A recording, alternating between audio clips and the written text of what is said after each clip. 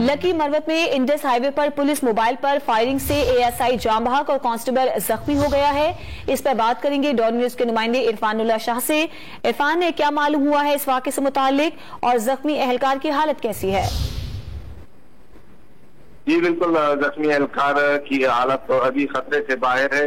ये गुज़िश्ता रात चौकी शाहबाग के एएसआई जमशेद खान पुलिस नफरी के हमरा मकबूल के घर पर थे कि नाजरिया होटल के करीब रात के अंधेरे में नामालूम सरपसंदों ने उन पर फायरिंग की, जिससे एएसआई जमशेद खान मौके पर शहीद जबकि इनाम खान कांस्टेबल जख्मी हो गए।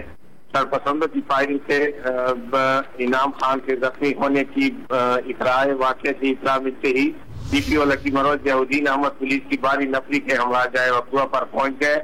पुलिस ने इलाके को अभी तक घेरे में ले रखा है। सर्च ऑपरेशन भी शुरू है। शहीद तक नमाज जनाजा भी पुलिस लाइन में अदा कर दी गई है, जिसमें मुख्तलिफ तबके फिक्र के लोगों ने शिरकत की है और उसके सरकारी एजाज के साथ अपने गांव दलोखेल में तदफीन के लिए रवाना कर दिया गया है।